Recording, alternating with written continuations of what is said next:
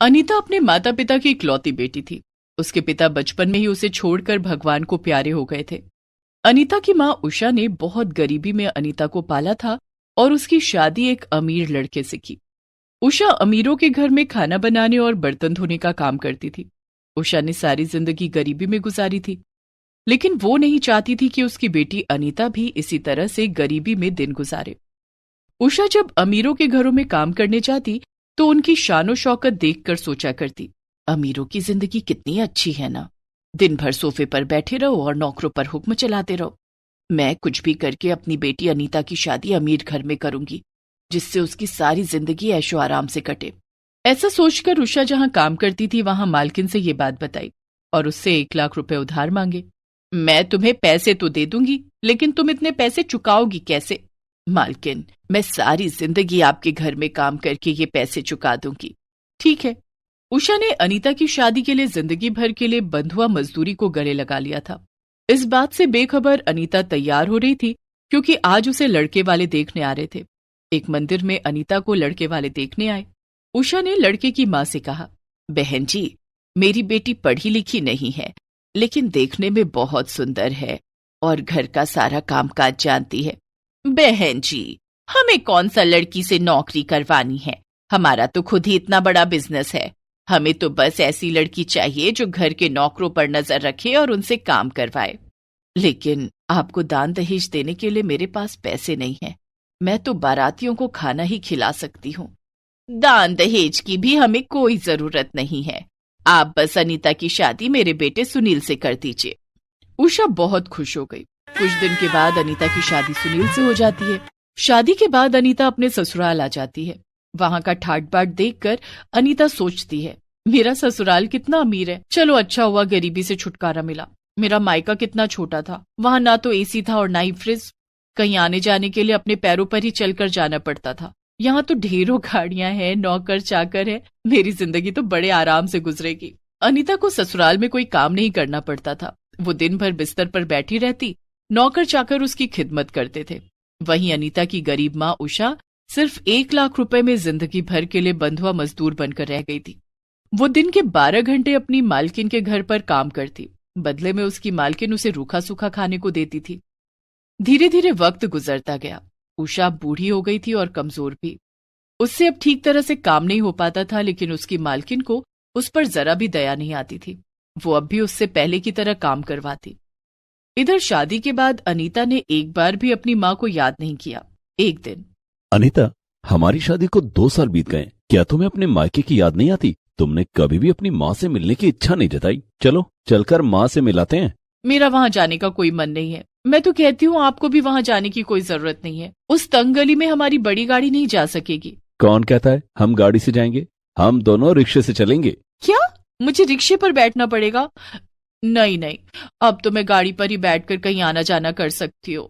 अनीता, तुम्हें अपनी अमीरी का इतना घमंड हो गया है कि तुम अपनी माँ से नहीं मिलना चाहती हो। ठीक है, तुम्हें नहीं जाना तो मत जाओ, मैं माँ से मिलने जा रहा हूँ। सुनील एक रिक्शे पर बैठकर उषा से मिलने अपने ससुराल जाता है। वहां जाकर वो देखता है कि उषा के घर पर ताला लगा हुआ है। वो पड़ोसियों से उषा के बारे में पूछता है। वो तो शहर के सबसे बड़े सेठ के यहाँ काम करती है। सुबह 6 बजे जाती है तो शाम को 8 बजे आती है। ये सुनकर सुनील चिंता में पड़ जाता है। वो पड़ोसी से उषा की मालकिन का पता पूछकर वहां जाता है। वहां पहुंचकर जब उसने दरवाजे की घंटी बजाई तो दरवाजा उषा ने ही खोला, लेकिन उसे पहचानना मुश्किल हो रहा था। वो बहुत दुबली पतली और कमजोर हो गई थी। वो ठीक से खड़ी भी नहीं हो पा रही थी। सुनील को देखते ही उषा की आंखों से झरझर आंसू निकल पड़े। माँ जी, आप इस हालत में? दामाद जी, मैं यहाँ बंधुआ मजदूर हूँ। अनीता की शादी के लिए मैंने अपनी मालकिन से 1 लाख रुपए लिए थे और अब तक यहाँ काम करके वो पैसे चुका रही हूँ।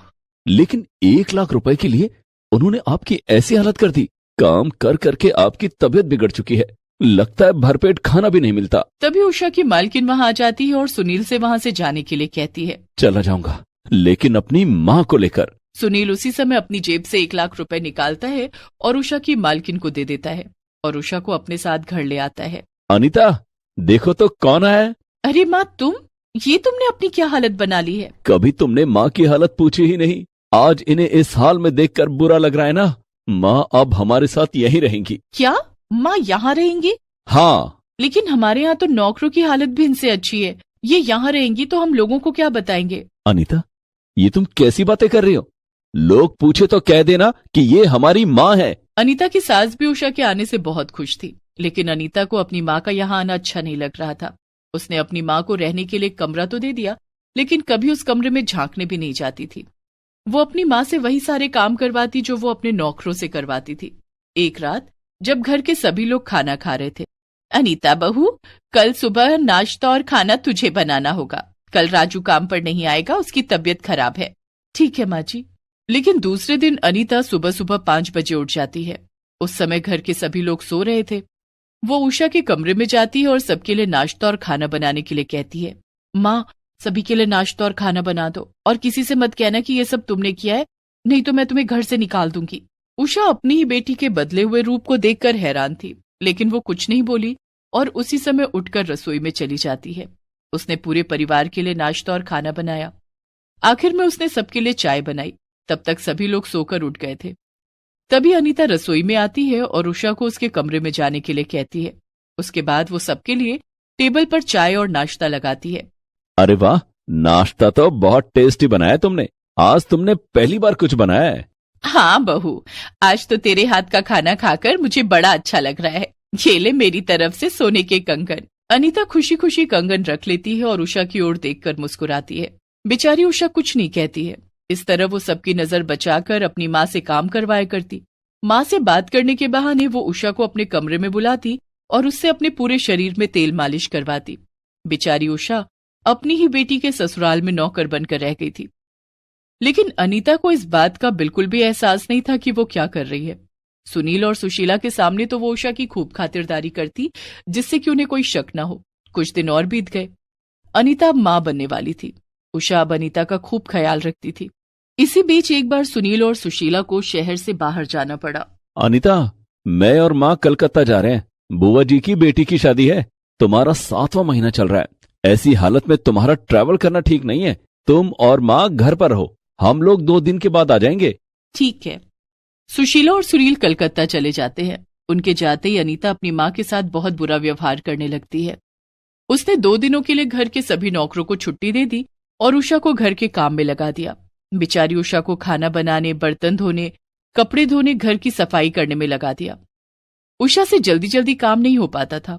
वो धीरे धीरे काम कर रही थी, जिस पर अनीता उसके ऊपर खूब चिल्लाई और उसे भूखा प्यासा एक कमरे में बंद कर दिया। अनीता सारा दिन उस कमरे में बंद थी, जिसमें अनीता ने बाहर से ताला लगा दिया था। लेकिन रात होते ही अनीता की तबीयत अचानक खराब हो गई। उसके पेट में बहुत तेज दर्द होने लगा। वो दर्द के मारे बुरी तरह से छटपटा रही थी। उसकी हालत इतनी खराब हो गई कि वो उषा के कमरे तक भी नहीं जा सकती थी। लेकिन माँ का दिल तो माँ का ही होता है। अनीता के चीखने की आवाजें सुनकर उषा खिड़की का शीशा तोड़कर कमरे से बाहर आ गई। उसने फोन करके एम्बुलेंस को बुलाया और अनीता को अस्पताल ले गई। अच्छा किया जो आप इन्हें अस्पताल ले आई। इनका अभी ऑपरेशन करना पड़ेगा। बच्चे की हालत ठीक नहीं है। ठीक है डॉक्टर साहब, आप ऑपरेशन कीजिए। डॉक्टर अनीता को ऑपरेशन करता है और अनीता एक प्रीमैच्योर बेबी को जन्म देती है। उधर उषा फोन करके सुनील और सुशीला को सारी बात बताती है। बच्चे के जन्म के कुछ दिन तक दोनों को अस्पताल में रहना पड़ता है। कुछ दिन के बाद दोनों घर आ जाते हैं। अनीता को अपने किए पर बहुत पछतावा होता है। वो उषा से माफी मांगती है और वादा करती है कि अब कभी अपनी अमीरी का घमंड नहीं करेगी।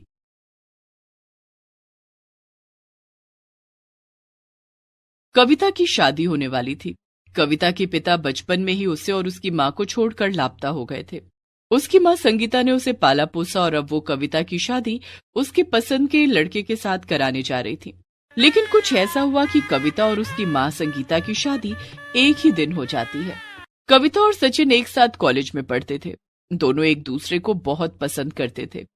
कॉलेज की पढ़ाई पूरी होने के बाद, सचिन, अब कॉलेज की पढ़ाई पूरी हो गई है, अब हम एक दूसरे से कैसे मिलेंगे?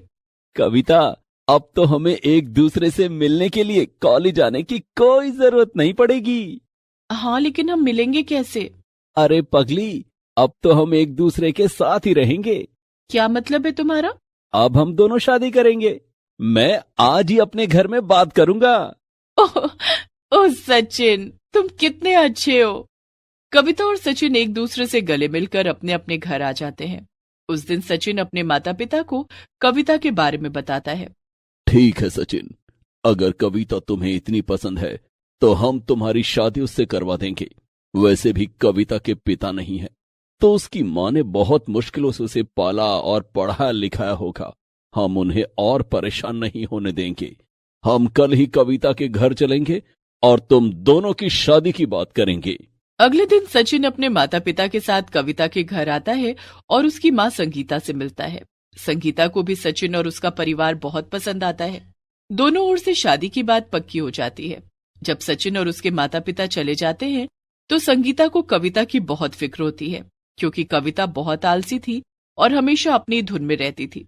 उसे अब तक अपनी मनमानी करने की आदत थी। इसी वजह से संगीता ये सोचकर परेशान हो जाती है कि कहीं उसकी हरकतों से उसके ससुराल वाले परेशान ना हो जाए। संगीता कविता से कहती है, देख, तेरी पसंद के लड़के से शादी करवा रही हूँ। ससुराल जाकर मेरी नाक मत कटवा देना। कहीं ऐसा ना हो कि अगले ही दिन तू लड़ाई करके बैठ जाए। पति के साथ सारी जिंदगी निभाना है तुझे, और किसी को बताने की जरूरत नहीं कि तेरी लव मैरिज है। कोई पूछे तो कह देना पति का नाम नहीं लेती। तेरी सास जो कहे उनकी हर बात मानना। सुबह समय पर उठ जाना। कहीं ऐसा ना हो कि रात के 10 बजे तू सोकर उठे और ब्रेकफास्ट मांगे। पहली रसोई में अपनी पसंद का खाना बनाकर मत बैठ जाना। ससुराल वालों से पूछकर उनकी पसंद का खाना बनाना। और हाँ, सास जो कहे वही कपड़े पहनना। वो साड़ी कहे तो साड़ी ही पहनना। अगर सास कहे नाच के दिखा तो भजन पर नाचना। अपनी पसंद का कोई गाना मत लगा देना। संगीता बोले जा रही थी, लेकिन कविता पर उसकी बातों का कोई असर ही नहीं हो रहा था। वो अपना फोन चला रही थी। तुझे कुछ सुनाई भी दे रहा है? मैं बोल रही हूँ और तू है कि फोन चला रही है। वहां सास की बातें सुनने के बजाय फोन मत चलाती रहना। सास की हर बात सुनना। माँ, मैं तुम्हारी हर बात सुन रही हूँ। तुम मेरी कितनी फिक्र करती हो, लेकिन अब मुझको तुम्हारी फिक्र हो रही है। मेरी कैसी फिक्र? मुझे क्या हुआ है? माँ, मैं ससुराल चली जाऊंगी तो तुम अकेली कैसे रहोगी? बेटी, हर लड़की को एक ना एक दिन ससुराल जाना ही पड़ता है। उसके जाने के बाद उसके माता पिता अकेले ही रह जाते हैं। लेकिन माँ, पिताजी तो हमें कब का छोड़कर जा चुके हैं। उनके जाने के बाद तुमने अकेले मुझे पाला, और अब मैं भी चली जाऊंगी तो तुम कितनी अकेली पड़ जाओगी। इसलिए मैं अपने मोबाइल फोन में तुम्हारे लिए लड़का देख रही हूँ। तेरा दिमाग तो ठीक है, इस उम्र में मैं ये सब करूंगी? माँ, शादी की कोई उम्र नहीं होती। आजकल जमाना बहुत एडवांस हो चुका है। लोग तो बुढ़ापे में भी शादियां कर रहे हैं और तुम तो अभी जवान हो। मैंने तुम्हारे लिए बहुत अच्छा लड़का देखा है, विदेश में बिजनेस है उसका। इसकी कोई जरूरत नहीं है। मुझे नहीं करनी शादी वादी। तू अपनी शादी पर ध्यान दे और जो कहा है उस पर अमल कर। ठीक है माँ। संगीता कविता की शादी की तैयारियों में लग जाती है। इधर कविता संगीता को बिना बताए एक शख्स से मिलने जाती है। ये रही मेरी माँ की तस्वीर। क्या आपको मेरी माँ पसंद आई? हाँ, आपकी माँ बहुत सुंदर है और बहुत सुशील भी। वो घर चलाना बहुत अच्छे से जानती है। पिताजी के जाने के बाद उन्होंने मुझे बड़े अच्छे से पाला और मुझे किसी चीज की कमी नहीं होने दी। इसी महीने 28 तारीख को मेरी शादी है। तो क्या हमारा प्लान पक्का है? हाँ बिल्कुल, हमारा प्लान पक्का है। आप उस दिन समय पर आ जाना। अच्छा, मैं चलती हूँ, माँ मेरा इंतजार कर रही होंगी। ठीक है। कविता घर आ जाती है और फोन पर सचिन को सारी बात बताती है। ये तो तुमने बहुत अच्छा किया। वैसे भी तुम्हारी शादी के बाद मम्मी जी का ख्याल रखने वाला कोई तो होना चाहिए ना। हाँ, लेकिन हमें मम्मी की शादी की तैयारी करनी होगी। ठीक है, चलो। कविता और सचिन संगीता की शादी के लिए शॉपिंग करते हैं। शॉपिंग करके कविता घर लौटती है। ये सब क्या है? माँ, ये मैंने तुम्हारे लिए कुछ कपड़े खरीदे मेरी शादी में पहनने के लिए। मेरे लिए कपड़े खरीदने की क्या जरूरत थी? माँ, मेरी शादी में क्या मेरी माँ अच्छे कपड़े नहीं पहनेगी? उस दिन तुम्हें मेरी मर्जी से तैयार होना होगा। ठीक है, चल अब खाना खा के जल्दी सो जा। संगीता और कविता खाना खाकर सो जाते हैं। धीरे धीरे कविता की शादी के दिन नजदीक आ रहे थे और शादी की रस्में भी शुरू हो जाती हैं। शादी के लिए कविता ने मेहंदी लगाने वाली को घर पर बुला लिया। माँ, मैं शादी के लिए मेहंदी लगवा रही हूँ, इसके बाद तुम भी मेहंदी लगवा लेना। शादी तेरी है या मेरी? मेहंदी तो दुल्हन को लगाई जाती है। अगर दुल्हन की माँ को भी लग जाएगी तो पहाड़ नहीं टूट पड़ेगा। तुम्हें मेहंदी लगवानी पड़ेगी। ठीक है बाबा, लगवा लूंगी। मेरे सामने जो इतनी जिद करती है, ससुराल जाकर मत करना। वहां जो सास कहे वही करना। ठीक है माँ। कविता और संगीता दोनों अपने अपने हाथों में मेहंदी लगवाती हैं। अब खाना कौन बनाएगा? खाना हम बाहर से मंगवा लेंगे माँ। अच्छा चलो, खाना बाहर से मंगवा लिया तो खाएंगे कैसे? एक दिन खाना नहीं खाएंगे तो कुछ नहीं होगा माँ। कविता ये सोचकर खुश थी कि उसकी शादी के बाद संगीता को अकेला नहीं रहना पड़ेगा। उसने संगीता के लिए जो प्लानिंग की थी उसके बारे में संगीता को कुछ नहीं पता था। धीरे धीरे शादी का दिन नजदीक आ जाता है। कविता बेटी, पार्लर वाली आ गई है, तू जल्दी से तैयार हो जा, बाराती आते ही होंगे। तभी कविता संगीता को एक पैकेट देते हुए कहती है, तुम भी तैयार हो जाओ माँ, और ये कपड़े पहन लो। संगीता ने पैकेट खोलकर देखा तो उसमें एक बेहद खूबसूरत लहंगा था। ये तो दुल्हन का लहंगा है, मेरी शादी थोड़ी ही ना है, मैं ये लहंगा नहीं पहनूंगी। दुल्हन की माँ तो हो ना, तुम्हें भी दुल्हन जैसा लगना चाहिए। माँ प्लीज इसे पहन लो ना। कविता जिद करने लगती है। ठीक है, तू जिद कर रही है तो मैं इसे पहन लेती हूँ। संगीता लहंगा पहनकर तैयार हो जाती है।